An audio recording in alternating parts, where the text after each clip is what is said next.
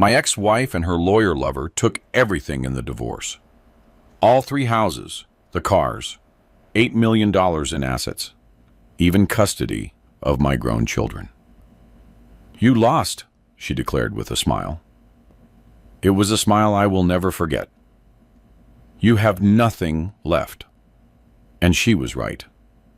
At the age of 70, I was broke, humiliated, and forgotten, left alone on the streets. But then, I went to close the old savings account belonging to my grandfather, Frederick, an account I figured had $50, tops. The bank manager went pale when he checked the records. "Sir, this account has been active and generating interest since 1948. He swiveled the screen toward me and showed me the statement. What I saw left me completely speechless. But before I get to that moment, you need to understand who I was. You need to see everything I built, everything I loved, and everything they stole from me. Because only then will you understand why what I found in that bank wasn't just money. It was divine justice. My name is Elijah, but everyone calls me Eli. I am 70 years old, and for 40 of those years, I built an empire from the ground up. I started out selling insurance door to door under the relentless Los Angeles sun, wearing a borrowed suit and shoes that were 2 sizes too big. I walked 12 miles a day, knocked on 100 doors, and heard 99 rejections. But that one single yes, that one client who trusted me was worth gold. I saved every penny for 5 years until I could open my own agency. Then came the real estate investments, back when no one was betting on certain neighborhoods.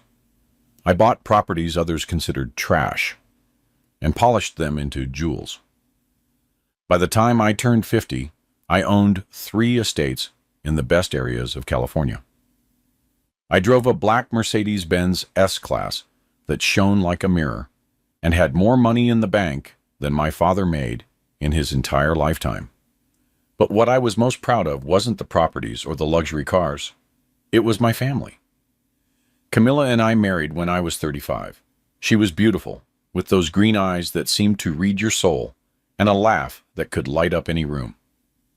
We met at a business dinner. I was nervous, awkwardly trying to impress a big client when I spilled red wine all over the white tablecloth. Everyone went silent, but she laughed, a genuine, warm laugh, and said, "Finally, someone with the nerve to ruin something perfect." That night, I knew I would marry her. We had 2 children. Brianna arrived first, with her mother's eyes and my stubbornness. 3 years later, Marcus was born, quiet and observant, but with a huge heart.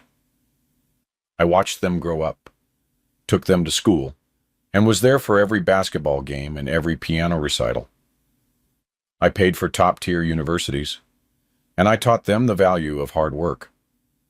I showed them that money is important, but integrity is more so. When Marcus graduated as a lawyer and Brianna became a doctor, I cried with pride. My life made sense. Everything I had worked for, every sacrifice, every extra hour, had been worth it. Camilla and I celebrated 35 years of marriage. 35 years sharing the same bed, the same mornings, the same dreams. Or so I believed. Something started to change 2 years ago, so subtly that I barely noticed it at first. Small things. She started coming home late, always with the same excuse. Meetings with her lawyer about some distant aunt's inheritance paperwork. "It's complicated, Eli," she'd say while checking her phone. "Ethan says it could take months to sort out." Ethan. Her lawyer. A man of 45, perfectly slicked hair, tailored Italian suits, and a used car salesman's smile. I met him once at a dinner. He shook my hand too hard and called me friend too many times. Something about him made me uneasy. But Camilla insisted he was the best attorney in the city. The meetings grew more frequent, twice a week, then 3 times, then almost every day. She dressed up more than usual to go see him. New perfume, dresses I didn't remember buying her. When I asked, she'd laugh and say, "Oh, Eli, are you getting paranoid? Can't I just look good?" And I wanted to believe her. After 35 years together, I wanted to believe my wife wouldn't lie to me, that the love we had built was stronger than any temptation. But love sometimes blinds us, and I was completely blind. One night, I came home early. She wasn't expecting me until 9, but I closed a deal quickly and decided to surprise her with dinner at her favorite restaurant. I walked in the front door, my keys jingling against the entryway table. I heard her laugh coming from the study.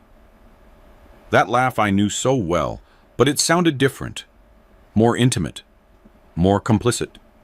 I crept closer and listened to her on the phone. No, he doesn't suspect a thing. He's just a silly old fool who only thinks about his business. By the time he figures it out, it will all be ours. Silence. Then that laugh again. "I love you, Ethan. Just a little more patience." The world stopped. My heart paused for an eternal second. I wanted to rush in, confront her, and scream. But something held me back. Maybe it was survival instinct, or maybe it was the fear of confirming what I had just heard. I backed away silently, left the house, and drove aimlessly for hours. The city lights blurred through the tears. I couldn't stop. 35 years of my life given to a woman who was now conspiring to steal everything from me. That night, I slept in a cheap motel. I couldn't go back home. I couldn't look her in the eyes knowing what I knew. The next day, I hired a private investigator. It cost a fortune, but I needed proof. I needed to know how long this had been going on, how deep the betrayal ran. The results came 3 weeks later. Photos of Camilla and Ethan entering hotels together, records of calls that lasted hours, emails where they planned every detail of how to take everything from me. Ethan, the brilliant lawyer, had found legal loopholes, technicalities, ways to make me look like the villain. And Camilla, my wife, the mother of my children, helped him with every intimate detail of our finances, our properties, and my life. I confronted Camilla one Monday morning. I placed the photos on the breakfast table while she sipped her coffee. She went pale for a second, just 1 second. Then she smiled. That cold smile I'd never seen before.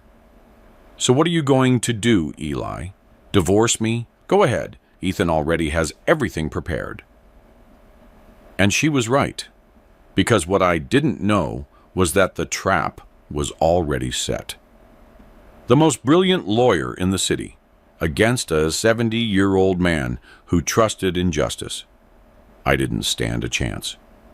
The divorce proceedings began 3 days after that conversation.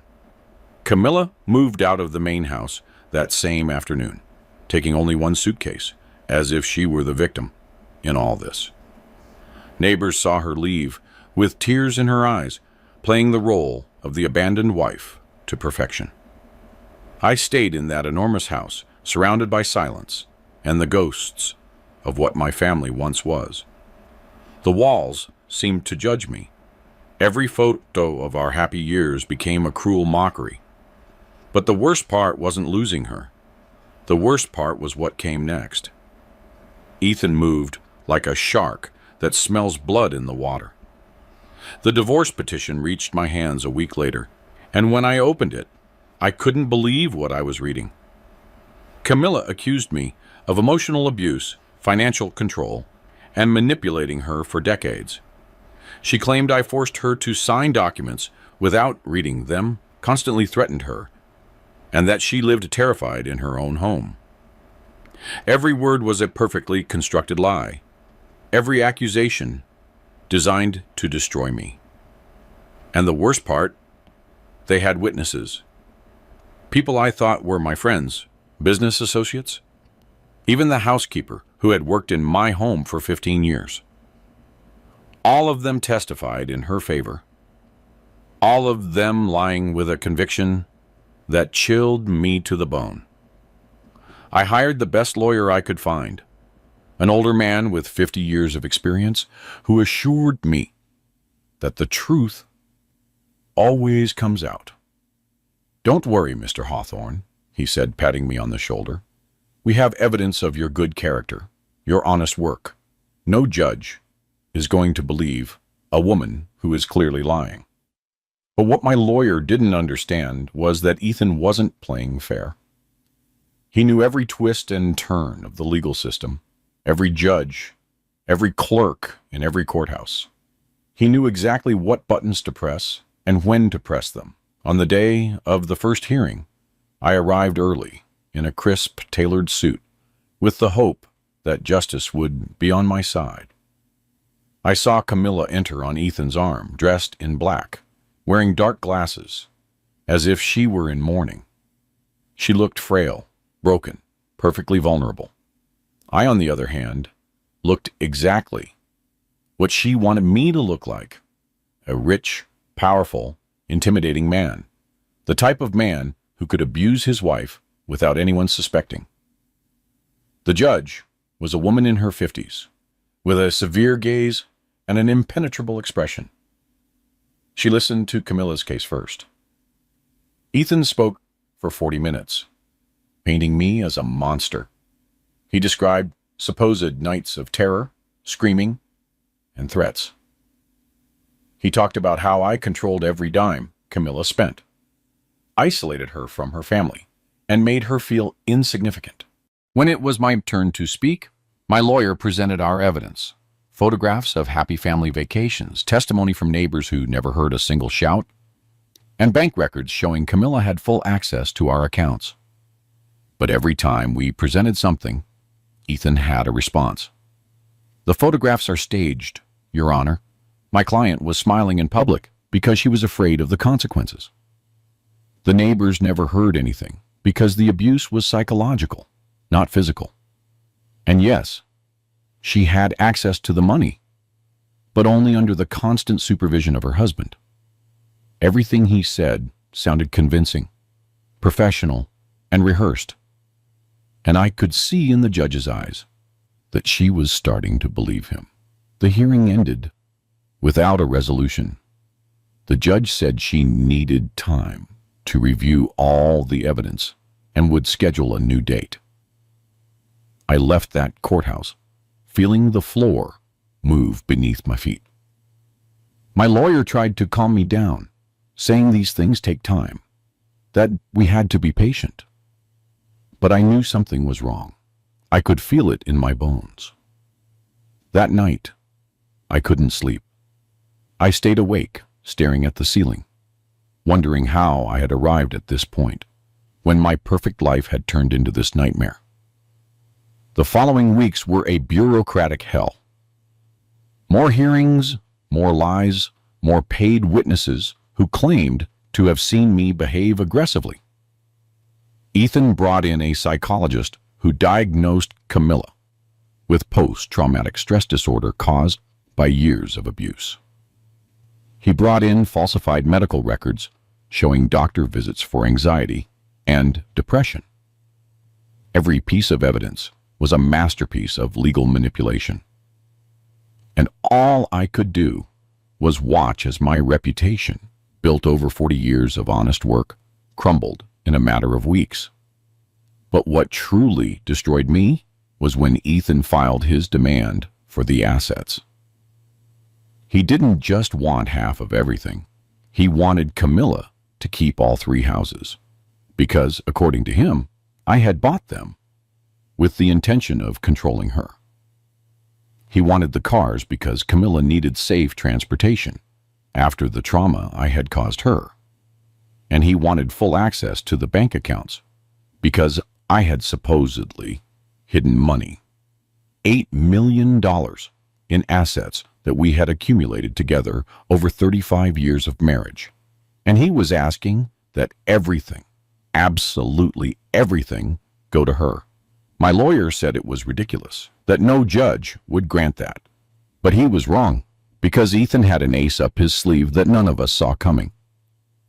At the next hearing, he presented documents that supposedly proved I had diverted funds from my company to personal accounts, evading taxes for years. The documents looked legitimate, with my signature, with official seals, but I had never seen those papers in my life. They were perfect forgeries, so good that even my own lawyer doubted me for a moment. "Eli," he asked me privately, "is there anything you haven't told me? Because if these documents are real, we are in serious trouble." I swore to him that I had never done anything illegal in my life, that I paid my taxes religiously, that every cent of my company was registered and documented. But Ethan had done his work too well. The fake documents looked so real that the judge ordered a complete investigation of my finances. For 3 months, auditors reviewed every transaction, every receipt, every bank movement from the last 10 years. And although they found nothing illegal, the damage was already done. My reputation was destroyed. The local papers published articles about the businessman accused of fraud and abuse. Clients canceled contracts. Business partners stopped returning my calls. My name, which had once opened doors, now slammed them shut. And then came the worst of all. Brianna and Marcus, my children, my babies, sided with their mother. Camilla filled their heads with lies. She told them I had been an absent and controlling father, that she had suffered in silence for years to protect them. And they believed her. Or perhaps they didn't believe her, but money speaks louder than blood. Camilla promised them part of the inheritance if they testified in her favor. And they did. My daughter, the doctor, who studied with my money, stood up in front of the judge and said that I was emotionally distant, that I never showed her real love. My son, the lawyer who should understand how legal manipulation works, declared that he had seen signs of control throughout his childhood. Their words cut through me like knives. Every lie they uttered was a direct stab to the heart. The final hearing arrived on a gray Friday in November. The sky was covered with dark clouds, as if the universe knew what was coming. The courtroom was packed. Camilla and Ethan sat on the other side with barely contained expressions of victory. My children were in the front row, not looking at me. My lawyer was next to me, with a folder that felt terribly thin compared to the mountain of documents Ethan had presented. The judge entered, and we all stood. She sat down and opened her folder and began to read the verdict in a monotonous voice that betrayed no emotion. After reviewing all of the evidence presented, this court determines that Ms. Camilla Rourke is entitled to the entirety of the marital property due to proven emotional and financial abuse. My heart stopped. All 3 residences will be transferred to her name. I felt like I couldn't breathe. The vehicles, the bank accounts, and all assets valued at approximately $8 million will remain in her custody. My hands began to tremble. Furthermore, the custody of the minor children. But Brianna and Marcus were adults. What was she talking about? Pardon, I correct. This court recommends that the adult children maintain distance from the defendant until he completes mandatory psychological treatment. The judge continued reading, but I no longer heard words, only a constant ringing in my ears. My lawyer placed a hand on my shoulder, but I shrugged it off. I didn't want comfort. I didn't want compassion. I just wanted to wake up from this nightmare. When the judge finished reading, she struck her gavel against the table.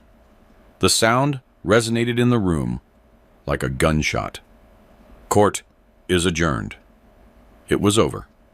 40 years of work, of sacrifice, of building an honest life, erased in an instant by the signature of a judge who never bothered to know the truth.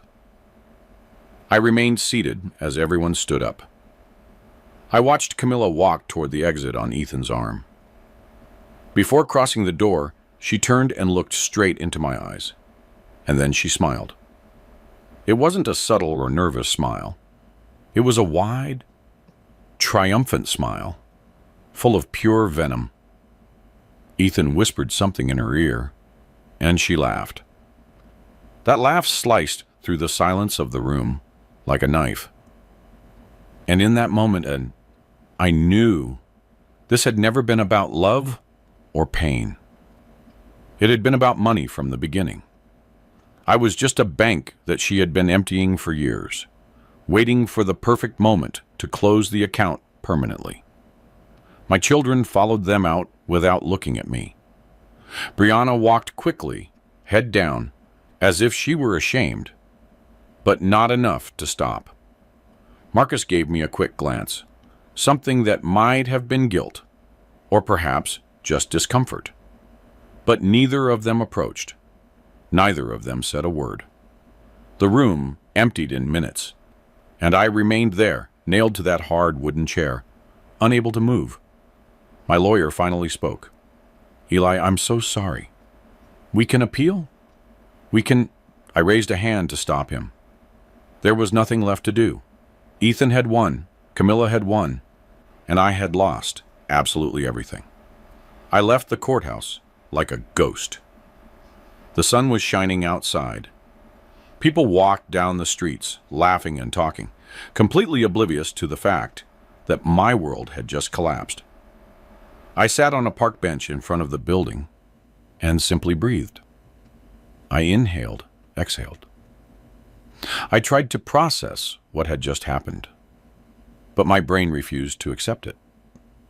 How was it possible that in a single day, I lost 3 houses, all my savings, my cars, and even the respect of my own children? How was it possible that 35 years of marriage ended with a woman stealing everything from me while the legal system applauded her? The following days were a haze of lawyers, papers, and humiliation. I had to vacate the main house in less than a week. Camilla wanted to move in immediately with Ethan, turning my home into their love nest. I packed my belongings into cardboard boxes that smelled of dampness. 40 years of life reduced to 12 boxes. Clothes, a few books, photographs I didn't want to look at but couldn't throw away. The rest, the furniture, the artwork, the memories, all stayed. Everything was hers now. The day I left, I didn't look back. I couldn't. If I had turned to see that house one last time, I think I would have collapsed right there on the driveway. I moved to a tiny apartment in the cheap side of town, a one-bedroom place with thin walls where I could hear the neighbors arguing every night. The bathroom had mold in the corners, and the kitchen was so small that barely one person could fit. But it was the only thing I could afford, because it turns out that when you lose $8 million in a divorce, you also lose access to credit, to loans, to any kind of financial help. Banks looked at me as a risk. We're sorry, Mr. Hawthorne, but given your recent legal situation, the phrase was always left unfinished. But the message was clear. I was a pariah now. My friends disappeared one by one. At first, they called, sent messages saying they regretted what had happened. But when I asked for help, when I needed work or simply someone to talk to, the excuses started. I'm too busy right now. Eli. It's not a good time. Camilla is my wife's friend. You understand the position this puts me in, right? In 2 months, my contact list was reduced to almost nothing. The people I had shared dinners, trips, and business deals with simply erased me from their lives as if I had never existed. That's how the world works when you fall. No one wants to be near the loser, because defeat might be contagious. I tried calling my children dozens of times. Brianna never answered. Her calls went straight to voicemail. I left messages at first, pleading for her to listen to me, to give me a chance to explain my side. But after 20 unanswered messages, I stopped trying. Marcus answered once, only once. His voice sounded cold, distant. Dad, Mom told us everything. How you manipulated her for years. How you made her believe she was nothing without you. I need time to process this. I told him it was all a lie, that his mother and Ethan had orchestrated everything. He sighed. That's exactly what a manipulator would say. And he hung up. He didn't answer my calls again. The nights were the worst. I sat in that miserable apartment with the sound of police sirens in the distance and neighbors fighting through the walls, wondering how I had gotten here. At 70 years old, after a lifetime of hard work and correct decisions, I was completely alone. No family, no friends, no money, no purpose. There were nights when I considered just giving up, stopping the fight, accepting that this was my life now, and that there was no way to change it. But something inside me, a last vestige of pride or perhaps simple stubbornness, refused to surrender completely. I looked for work, but no one wanted to hire a 70-year-old man with a recent legal scandal. You're overqualified. We're looking for someone younger. Your personal situation is complicated. Translation: you're old, problematic, and a risk. I ended up taking odd jobs, minor repairs for neighbors, moving furniture. Once, I spent an entire weekend painting a house for $200. I, who had managed million-dollar contracts, was now earning pennies doing manual labor that wrecked my back and knees. But I needed to eat. I needed to pay the rent for that hole I called home. One day, 3 months after the divorce, I was walking downtown when I saw Camilla and Ethan. They were leaving an expensive restaurant, the kind of place where we used to celebrate anniversaries. She wore a red dress I had never seen before. Jewelry glittered in the sun. Ethan held her by the waist, possessive, proud. They looked happy, radiant, living the perfect life with my money, in my houses, driving my cars.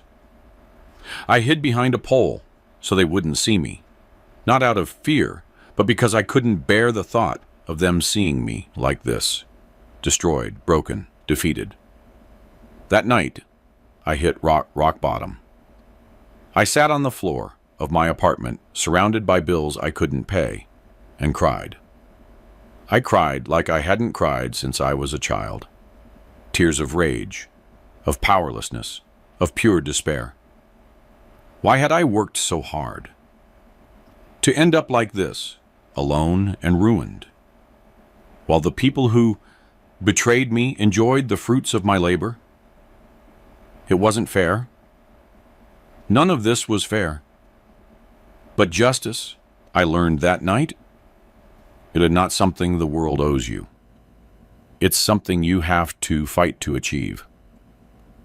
The next day, while organizing the few belongings I had left, I found an old box buried at the bottom of the closet.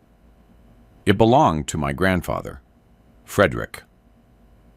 He had died when I was 20, but before he left, he had given me a few things: old papers, yellowed photographs, and a notebook where he wrote down his thoughts. I opened the box for the first time in decades, and the smell of old paper hit me. There was a photograph of him and my grandmother on their wedding day. They looked so young, so full of hope. And beneath the photograph, I found something I had completely forgotten.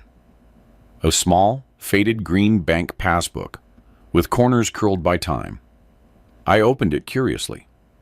It was a savings account from the First National Trust that my grandfather had opened in 1948. I looked at the numbers written by hand in faded blue ink. The last recorded deposit was $50 in 1952. After that, nothing.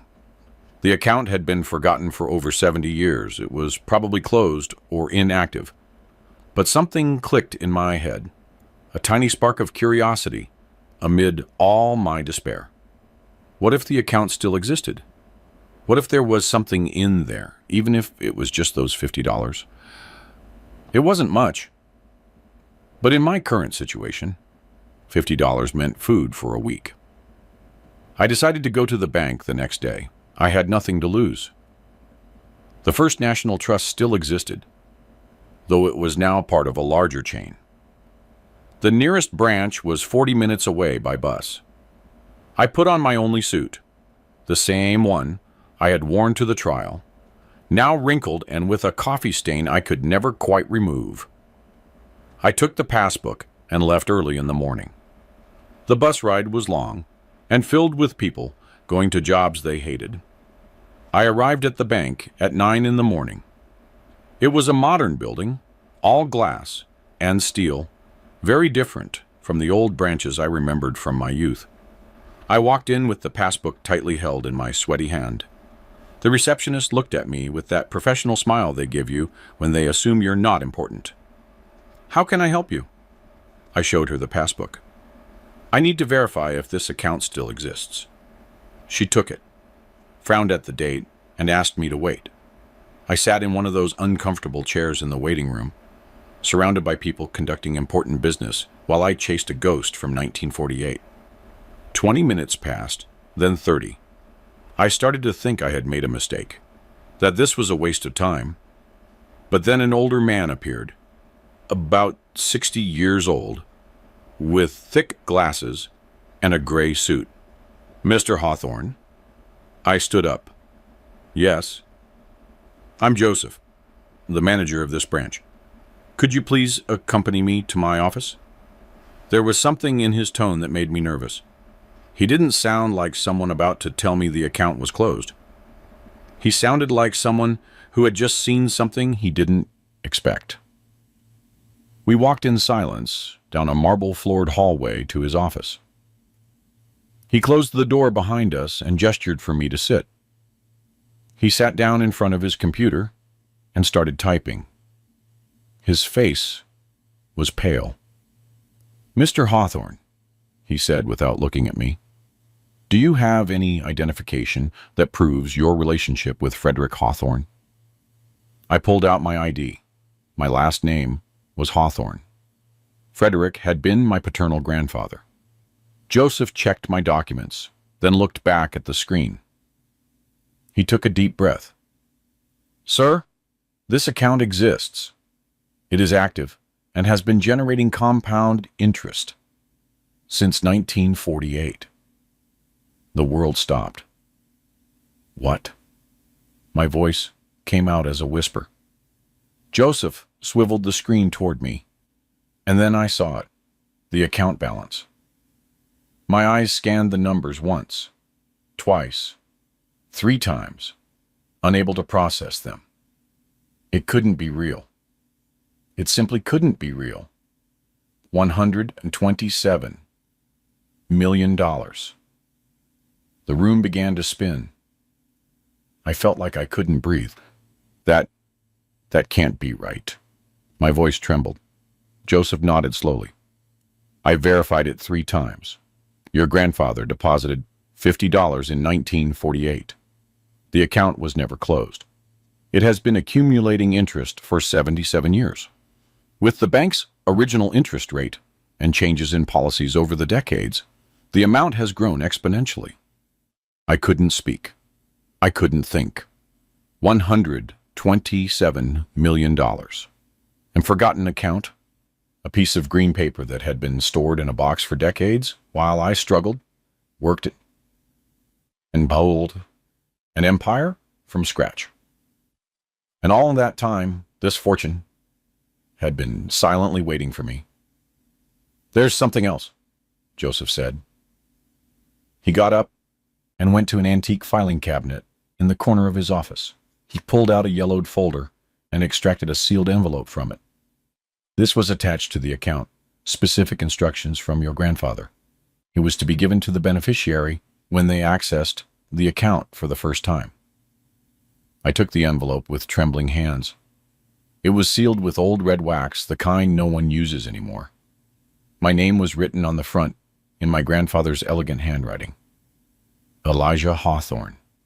To be opened when you need it most. I broke the seal. Inside was a letter written on fine paper.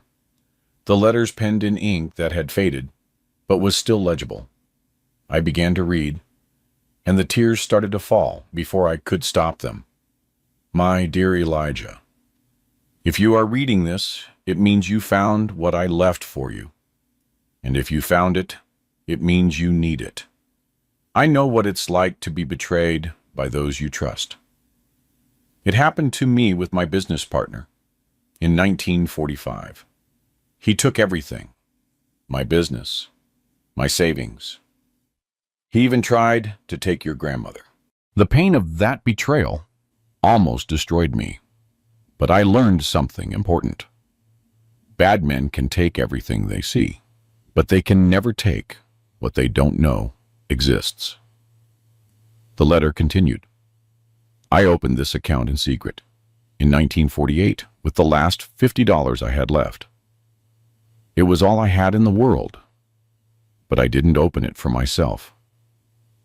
I opened it for you, for the grandson who hadn't been born yet, but whom I knew would come someday.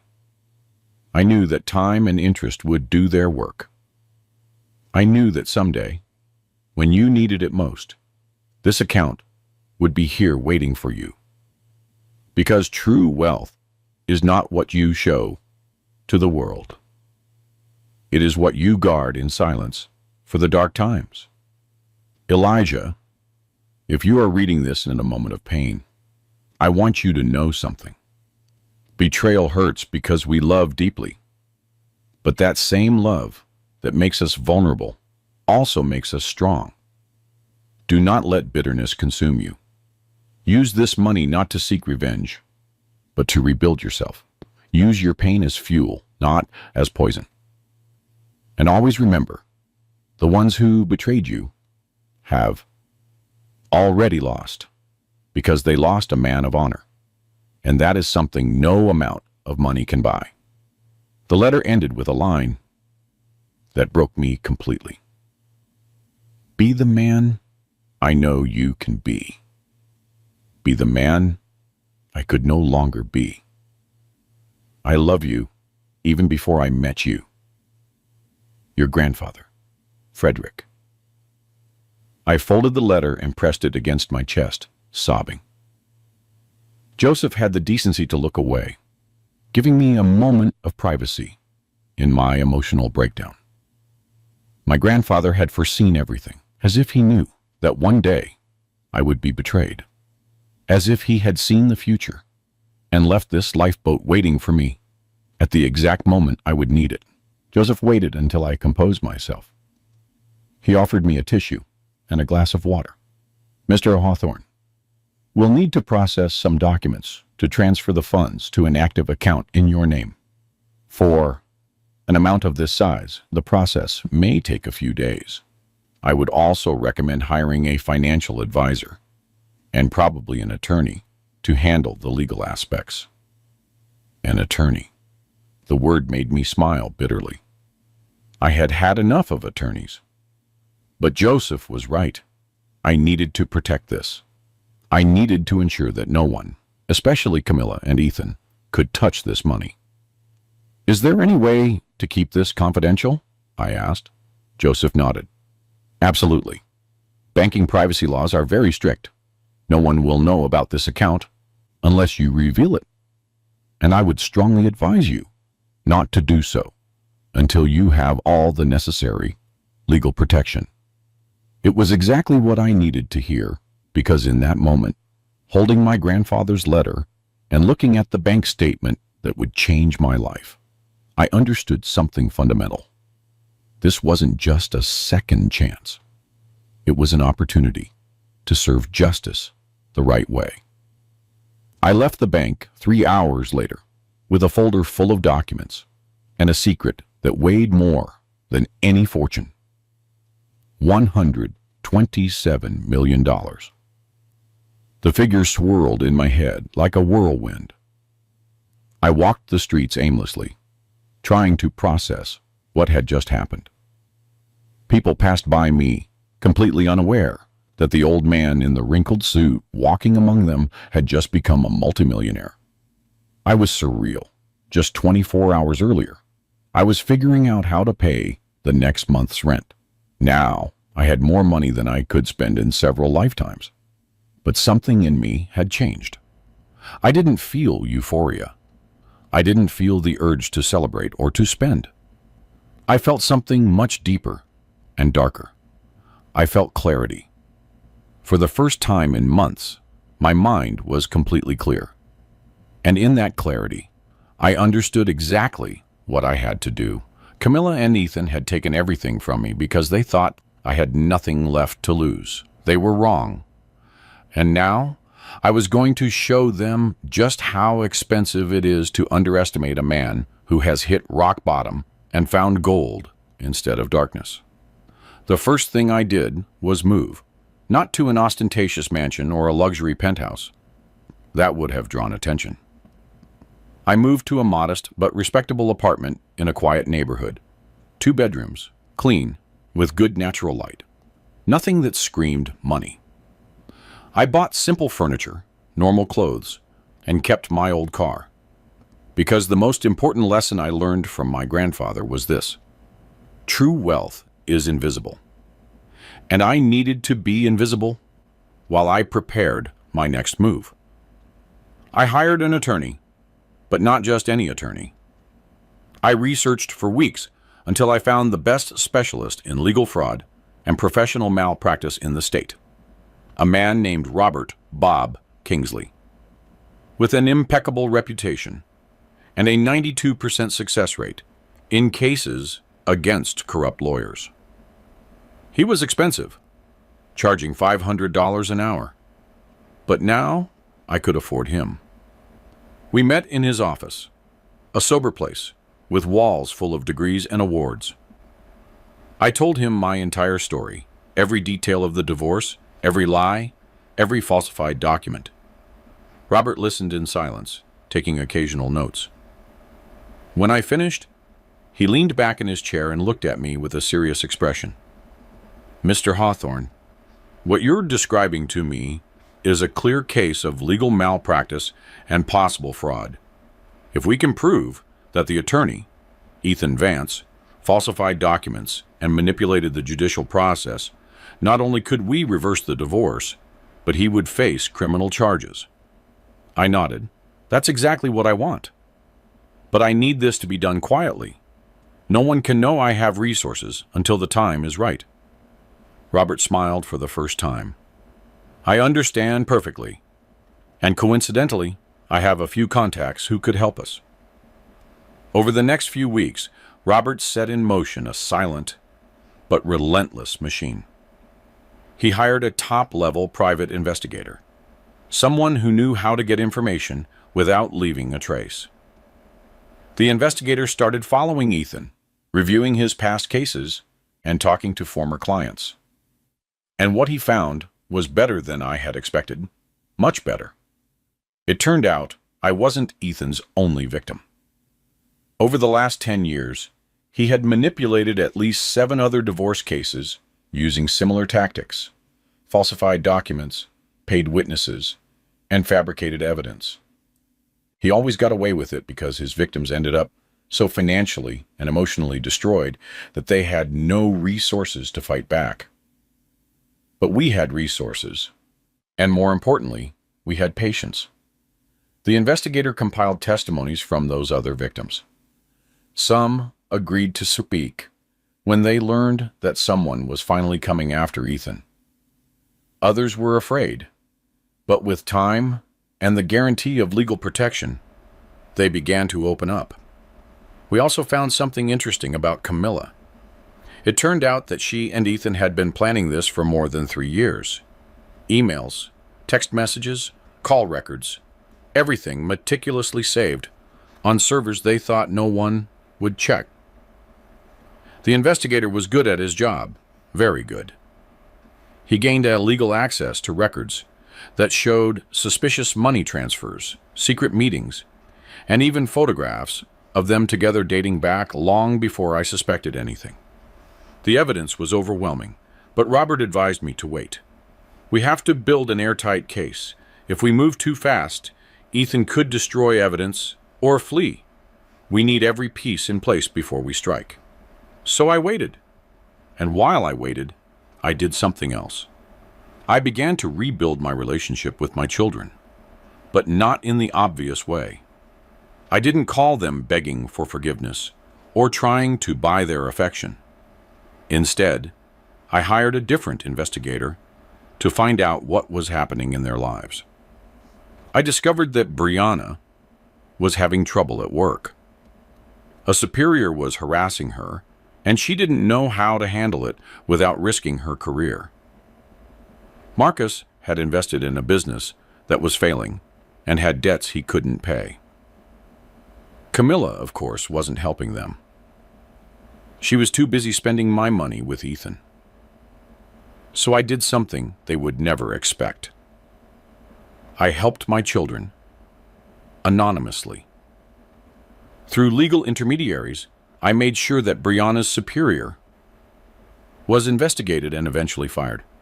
It wasn't difficult. The man had a history of harassment that the company had ignored. He just needed someone to bring it to light. For Marcus, it was more complicated. His business needed a significant capital investment to survive. So I created a shell company and offered him exactly that. He never knew that the silent investor who saved his business was his own father. The investigator kept me informed of their reactions. Brianna was relieved and confused by her sudden good luck.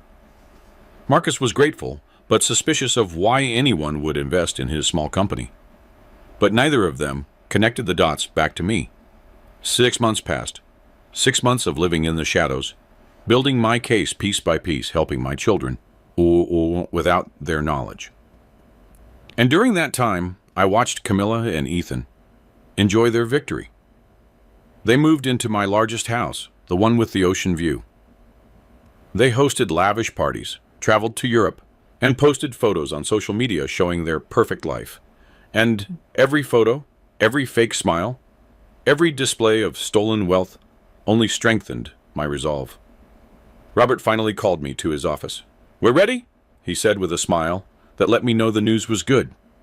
He spread a thick folder across his desk.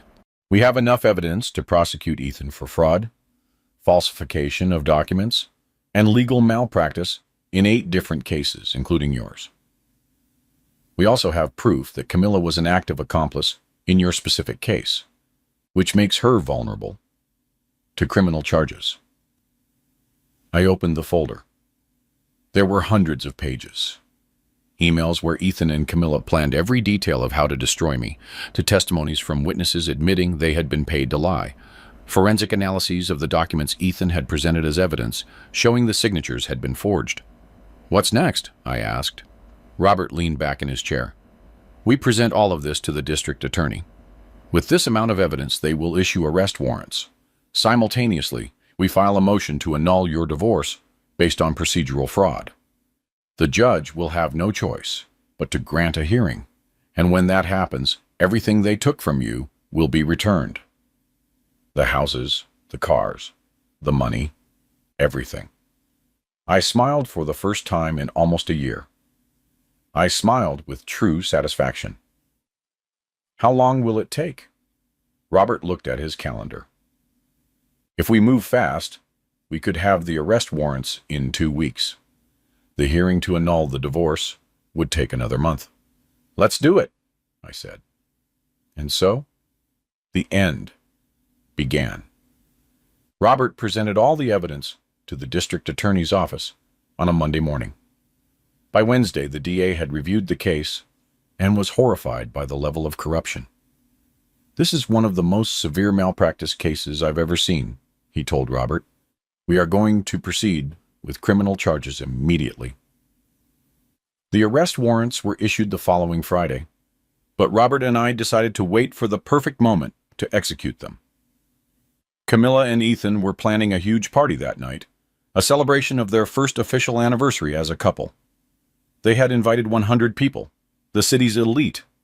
Everyone would be drinking expensive champagne, eating gourmet food, and celebrating their love while stomping on the ruins of my former life. The night of the party arrived with a clear sky and bright stars.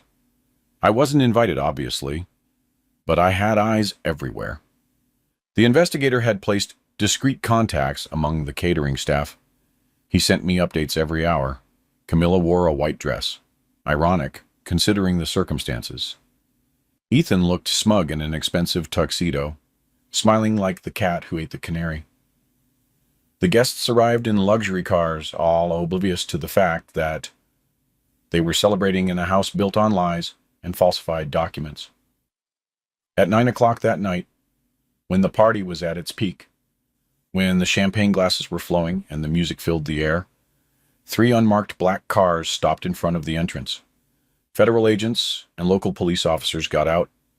They carried the arrest warrants. The investigator called me at that moment.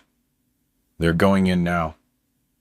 I could hear the background music, the laughter, and then a sudden silence. "Ethan Vance is under arrest for fraud, falsification of documents, and conspiracy." The agent's voice sounded clear and professional. "Camilla Rourke is under arrest for complicity in fraud and conspiracy to commit procedural fraud." The investigator described the scene to me. Camilla had dropped her champagne glass. The crystal shattered against the marble floor with a sound that sliced the silence like a knife. Ethan tried to negotiate using his lawyer voice, trying to intimidate the officers with empty legal threats, but the orders were clear, and the evidence was irrefutable. They were handcuffed in front of 100 witnesses. Guests pulled out their phones, recording everything. By morning, the video would be all over social media. The public humiliation was total and perfect. "How is Camilla?" I asked. I needed to know. The investigator paused. "She's crying. She's asking for her children. She says this is a mistake, that someone is framing them." I closed my eyes. A small part of me, the part that had loved her for 35 years, felt something akin to pity. But it was a very small part. The rest of me only felt the cold satisfaction of justice served. "Thanks for the report," I said, and hung up. I sat in my modest apartment that night with a cup of hot tea in my hands and reflected on what had just happened. I didn't feel explosive triumph or overflowing joy. I felt peace, a deep peace that comes from knowing that the universe, though slow, eventually balances the scales. My grandfather was right. The ones who betrayed me had already lost, long before they were arrested, because they lost their integrity, their humanity, their ability to look at themselves in the mirror without shame. The next day, the newspapers exploded with the news. Prominent attorney arrested for mass fraud. The articles detailed years of legal manipulation, destroyed victims, and ruined lives. My case was mentioned as one of the most atrocious. Online comments were brutal. The people who once admired Ethan now despised him. Camilla was described as his calculating accomplice. The same people who had attended their party were now posting messages of indignation, conveniently forgetting they had been drinking champagne in a house bought with stolen money. Robert called me that afternoon. "The hearing to annul the divorce is scheduled for 3 weeks from now." With the arrests and all the evidence we have, it's virtually a done deal. You'll get everything back. I thanked him for his work and hung up. But recovering my material possessions wasn't my priority. There was something much more important I needed to recover: my children. That night, Brianna called me. It was the first time I had heard her voice in almost a year. She was crying. "Dad, I saw the news. I didn't know. Mom told us so many things, and we believed her." Her voice broke. I didn't interrupt her. I let her cry. I let her process. I let her feel the weight of what she had done. When she finally calmed down, I spoke softly. "Brianna, your mother manipulated you just like she manipulated me. I don't blame you. You were her children, and you wanted to believe her. I would have done the same thing in your place." She sobbed louder. "We were so cruel to you. We turned our backs on you when you needed us most. How can you forgive us?" I closed my eyes. Because I love you. And real love forgives, even when it hurts. But I need you to understand something.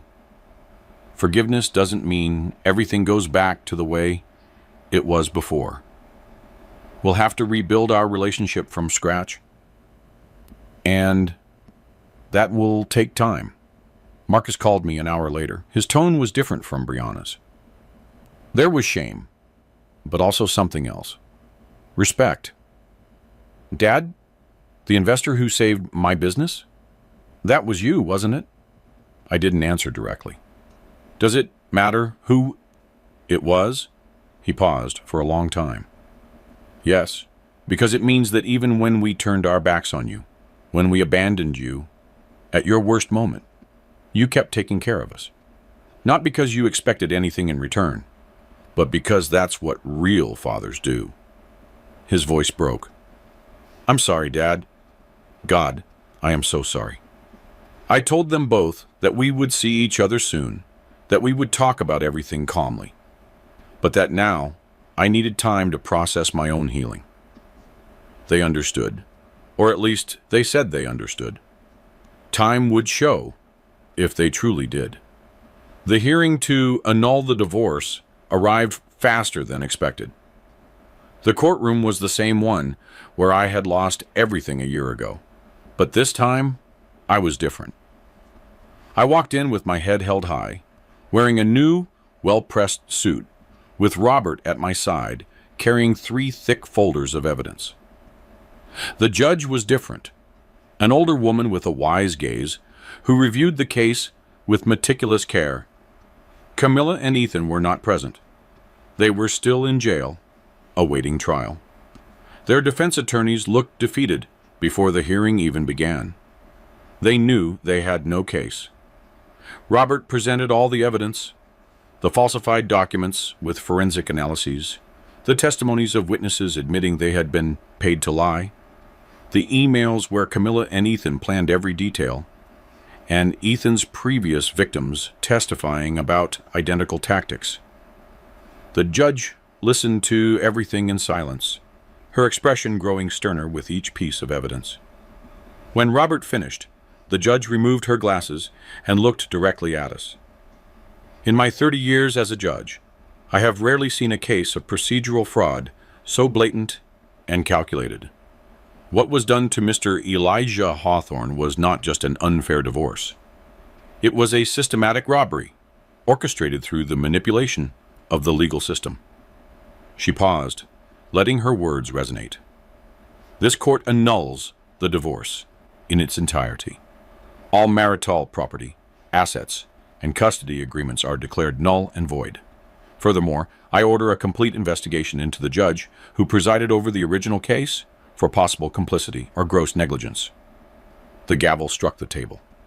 The sound was different this time. It was not the sound of my world collapsing. It was the sound of justice. Finally being served.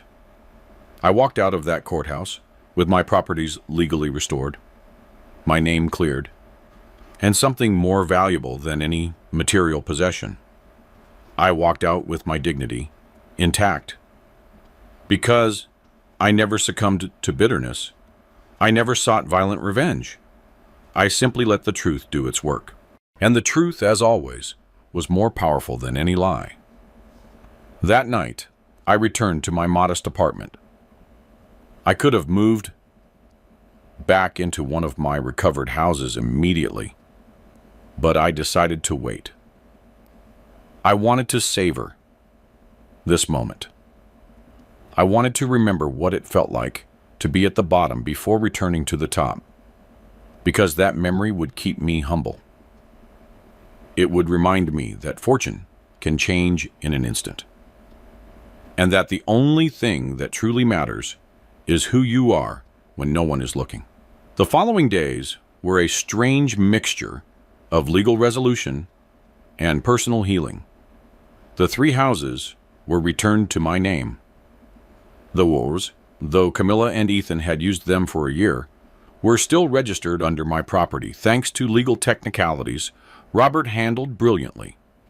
The bank accounts were more complicated because they had spent millions, but the court ordered the return of everything that remained, plus compensation for damages. It wasn't that I needed that money. I still had the $127 million from my grandfather's account, untouched, waiting silently. I decided not to reveal that account. Not yet, perhaps never, because I had learned the most valuable lesson of my life. Visible money makes you a target. Invisible money makes you invincible. I moved it back into my main house, the one with the ocean view, but something had changed in me. The rooms that once filled me with pride now felt empty. The expensive furniture, the artwork, the marble floors, everything seemed superficial. I had lived in a 1-bedroom apartment and had been just as happy, perhaps happier, because in that apartment there were no ghosts of past betrayals. I hired a deep cleaning company, not just to clean physically, but symbolically. I wanted to erase every trace of Camilla and Ethan from that space. I donated the furniture they had used. I repainted the walls, changed the locks, obviously, but I also changed the energy of the place. When they were finished, the house felt new, like a blank canvas awaiting a second chance. Brianna and Marcus came to visit me on a Saturday afternoon. It was awkward at first. We sat in the living room, the same place where we used to have family dinners, and the silence weighed like a rock between us. Brianna spoke first. "Dad, I don't even know where to begin to apologize." I raised a hand to stop her. "Start by being honest with me and yourselves. Why did you believe me capable of what your mother said?"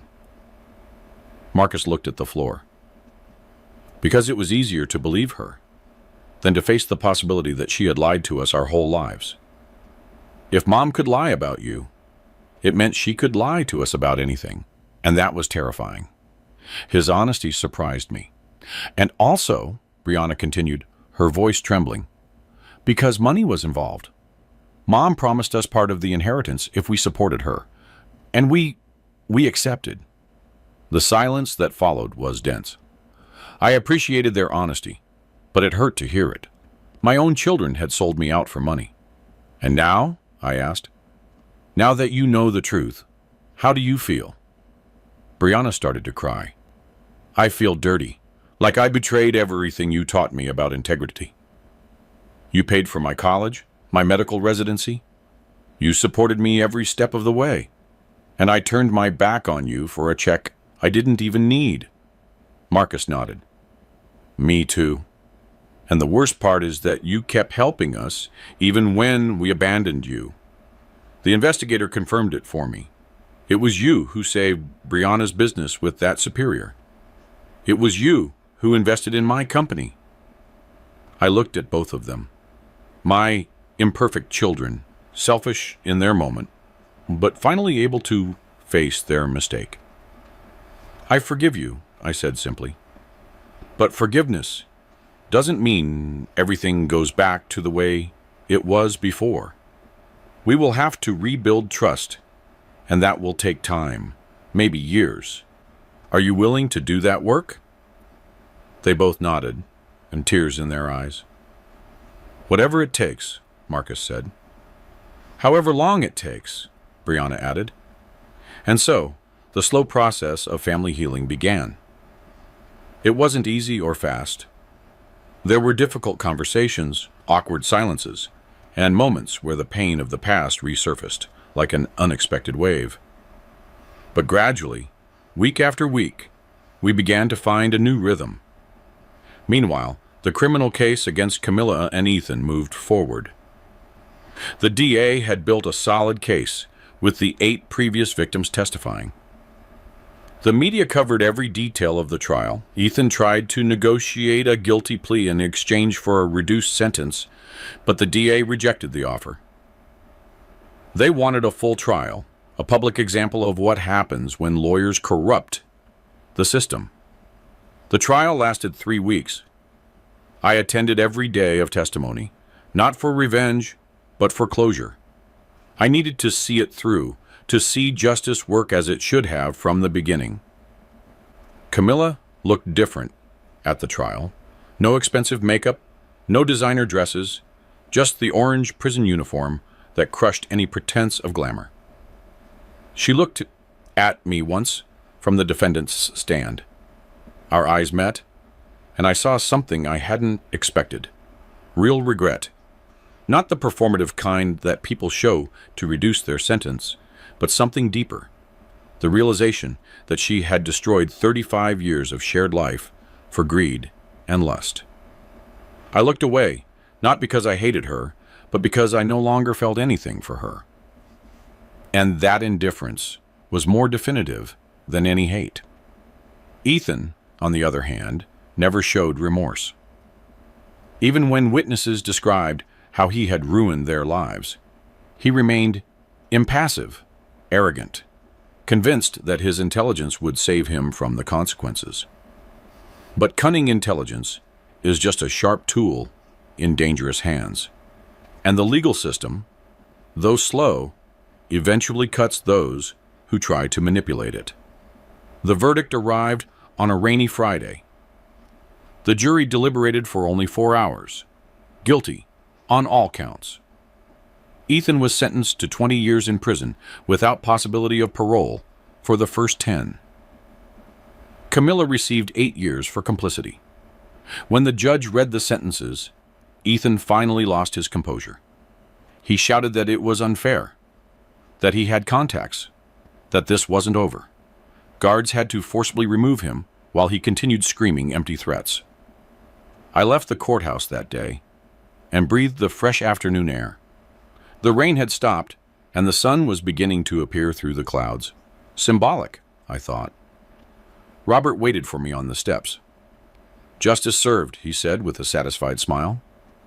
"Justice served," I repeated. But I knew that the real justice hadn't been the prison sentence. It had been the process of keeping my integrity intact while the world collapsed around me. That was the real victory. With the criminal case closed and my properties restored, I finally had time to think about the future. What does a 70-year-old man do with $127 million and a second chance at life? I could have traveled the world, bought more properties, and lived in excessive luxury, but none of that called to me. Instead, I remembered my grandfather's words in his letter. "Use this money not to seek revenge, but to rebuild yourself." I had accomplished the first part. Now it was time for the second. I decided to create a foundation. I named it the Frederick Hawthorne Foundation in honor of the man who had foreseen my downfall and planted the seed of my salvation 77 years earlier.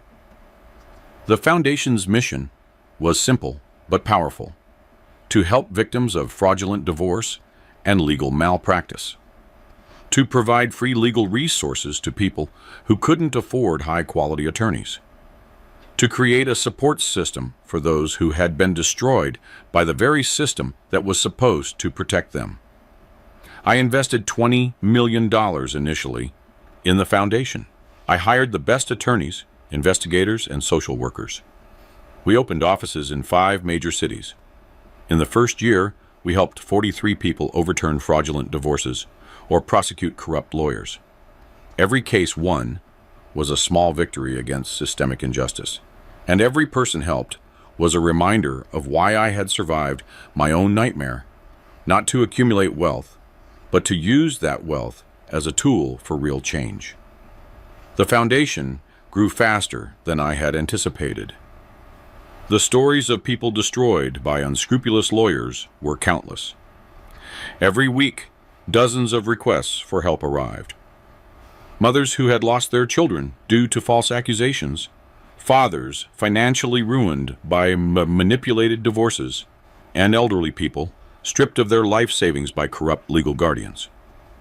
Each story was a mirror of my own experience, and each one reinforced my commitment to this mission. I hired Robert as the foundation's legal director.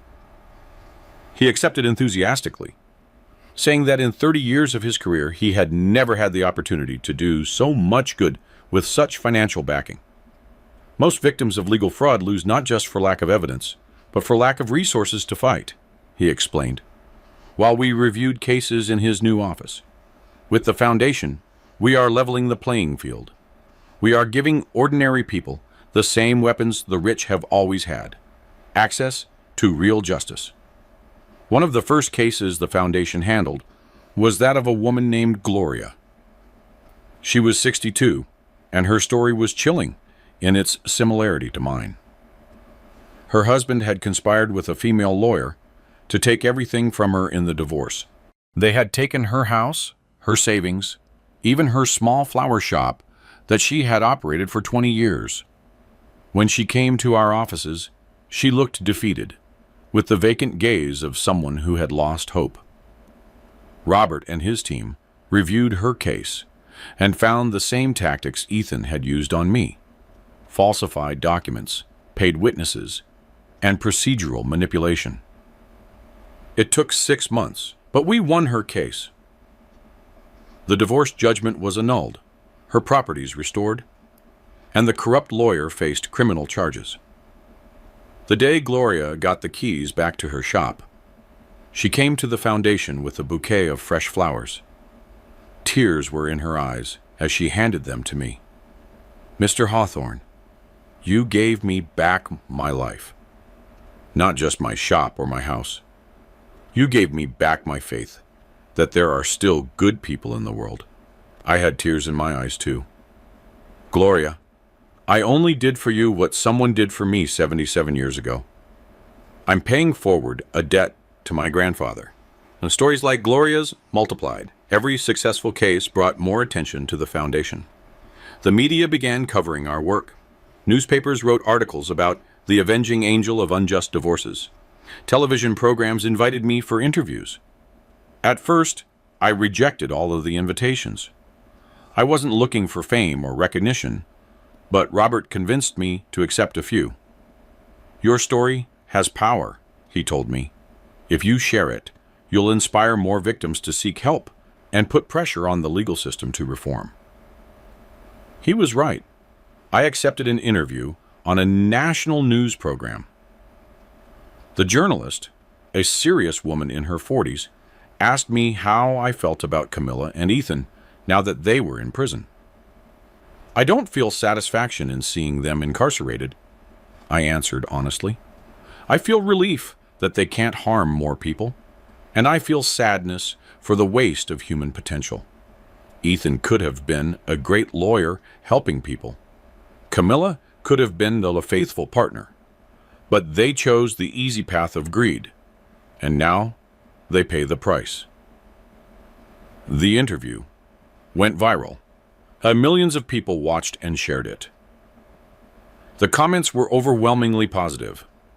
People sharing their own stories of betrayal and divorce, others praising my measured response and lack of bitterness. Some critics said I should be angrier, more vengeful. But I had learned something crucial during my year in hell. Bitterness is a poison you take yourself, hoping it will kill your enemy. And I refused to poison myself. The media exposure brought something unexpected: letters. Hundreds of letters from people thanking my work, sharing their stories, and offering donations to the foundation. One particular letter touched my heart. It was from a woman in her 70s who had lost everything in a fraudulent divorce 30 years earlier. "I could never recover," she wrote in shaky handwriting, "but knowing that you are helping others gives me peace. It makes me feel that my suffering was not completely in vain if it inspired someone like you to create this foundation." I replied personally, thanking her for sharing her story and offering support if she still needed it. While the foundation flourished, my relationship with Brianna and Marcus also healed slowly.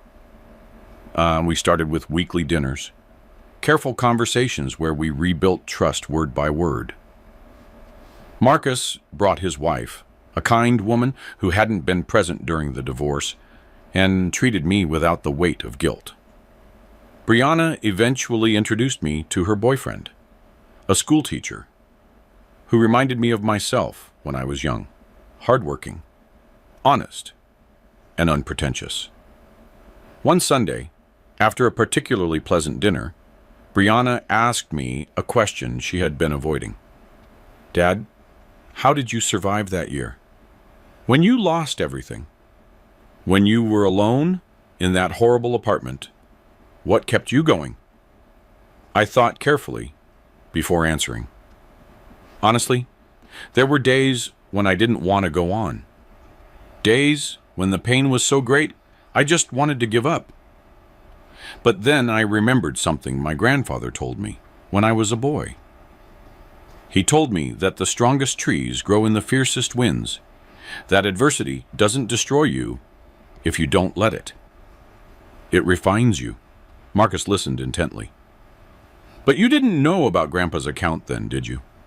You kept going without knowing there was salvation waiting for you." I nodded. Exactly. And that's the most important lesson. You can't live waiting for miracles. You have to keep walking, even in the deepest darkness, trusting that you'll eventually find light. Sometimes that light comes from unexpected places, but you only find it if you keep walking. Brianna had tears in her eyes. "We failed you when you needed us most, and yet you forgave us." "How?" "Because forgiveness is not a gift for you," I explained. "It's a gift for me. Bitterness would have destroyed me more effectively than anything Camilla or Ethan did. Forgiving them freed me.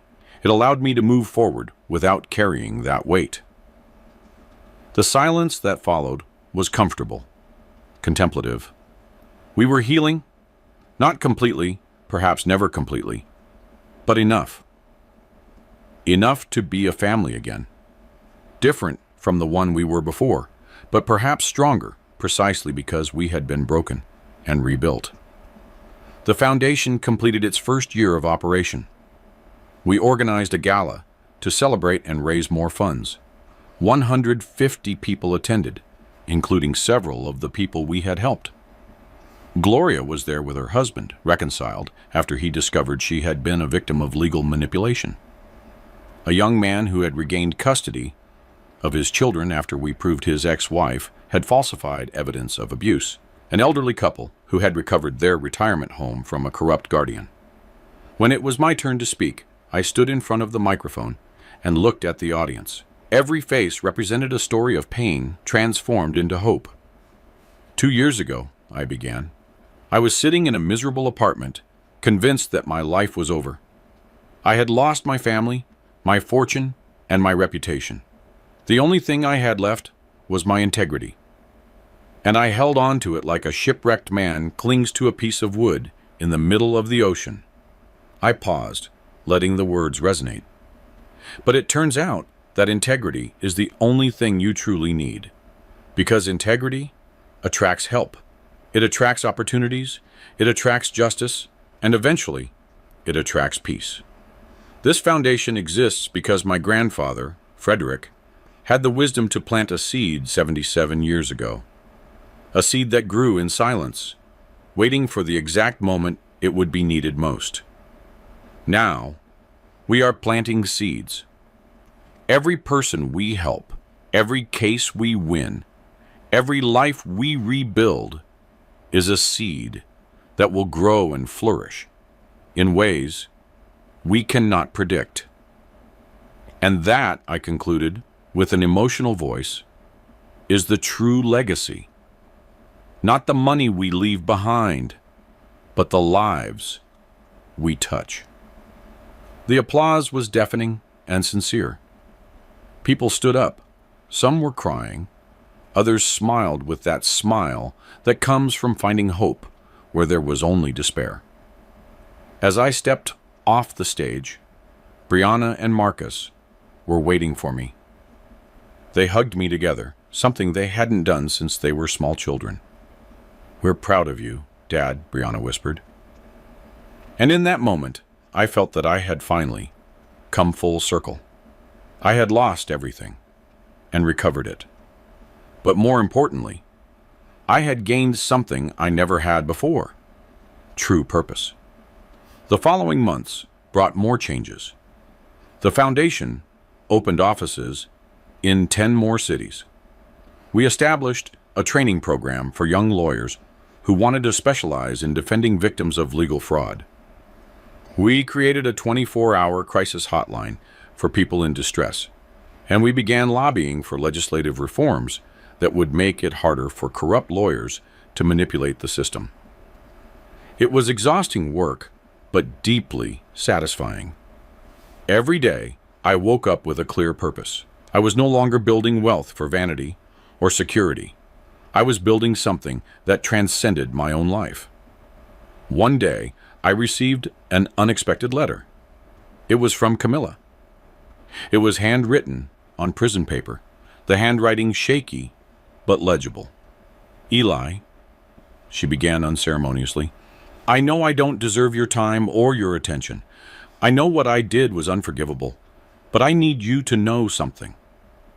In these past 2 years in prison, I've had a lot of time to think, to really see who I became and how I destroyed the one good thing in my life: our marriage." I continued reading with a mix of curiosity and caution. "I'm not seeking your forgiveness. I don't deserve it, and I don't expect it. But I want you to know that I am sorry. I'm sorry I betrayed you. I'm sorry I poisoned our children against you. I'm sorry I wasted 35 years of real love for an empty fantasy with a man who only used me." The letter continued. "I've seen the news about your foundation, about how you are helping people the way I should have been, victims instead of perpetrators. And it fills me with shame, but also something akin to pride. Because even after everything I did to you, you are still the honorable man you always were. And that makes me face how much I lost by letting you go." It ended with a simple line: "I hope you find the peace I never deserved. Camilla." I folded the letter slowly. I felt neither rage nor triumph. I felt something more complex: sadness for the waste of a life that could have been different, but also gratitude that she finally saw the truth, even if it was too late. I didn't reply to the letter, not because I was cruel, but because there was nothing to say. Some things simply end, and adding more words doesn't change that. But I kept the letter, not as a trophy, but as a reminder that even the people who hurt us the most are human, capable of repentance, even if that repentance comes late. That night, I sat in the study of my house, the same room where years ago I had listened to Camilla conspire on the phone with Ethan. But now, the space felt different. I had replaced the dark furniture with lighter pieces. The walls that once showcased my business success now displayed photographs of the foundation. People smiling after getting their lives back. Young lawyers graduating from our training program, and families reunited after years of forced separation. I opened my desk drawer and pulled out my grandfather Frederick's original letter. I had read it hundreds of times, but each reading revealed new layers of wisdom. Bad men can take everything they see, but they can never take what they don't know exists. I smiled, remembering those words. My grandfather wasn't just referring to the hidden money. He was referring to inner strength, integrity, and the ability to stay true to your principles, even when the world conspires against you. Those were the true, invisible riches. I thought about everything that had happened in the past 3 years. The devastating betrayal, the total loss, the miraculous discovery, and the slow rebuilding. And I realized something profound. If I could go back and prevent all the pain, would I? The answer surprised me. No, I wouldn't. Because that pain transformed me from a successful but superficial man into someone with real purpose. It taught me empathy I never had when my life was easy. It showed me who I really was when everything external was taken away, and that lesson was worth more than any amount of money. My phone rang, interrupting my thoughts. It was Robert. "Eli, I have news. The governor just signed the reform bill we were pushing. From now on, all divorces with assets over $1 million require independent review by a panel of judges, and any lawyer accused of procedural manipulation will face automatic investigation by the Bar Association." It was a huge victory. Years of lobbying, testimonies, and public pressure had finally paid off. "Robert, this is incredible. How many lives do you think this law will save?" He paused thoughtfully. "Impossible to say. But every life it saves is a life that won't have to go through what you went through. And that makes it invaluable." That night, I hosted a small dinner at my house. Brianna, Marcus, their partners, and a few key members of the foundation team.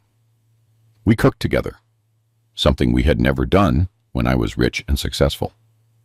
Before, we had chefs and staff. Now we had laughter in the kitchen as Brianna burned the onions and Marcus tried to save the sauce. It was chaotic and perfect. During dinner, I raised my glass. I wanted to make a toast to my grandfather, Frederick, who had the wisdom to plant a seed he wouldn't live to see grow. To the brave people who share their stories of pain to help others.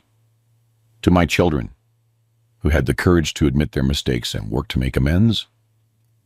And to all of us, for choosing every day to be better than we were yesterday.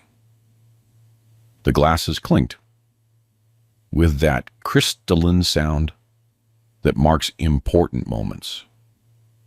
And as I looked at the faces around the table, I realized that this was true wealth. Not the 127 million in the bank, not the houses or the cars, but these human connections, rebuilt after being broken, stronger precisely because they had survived the fracture. After dinner, when everyone had left, I walked out to the ocean view terrace.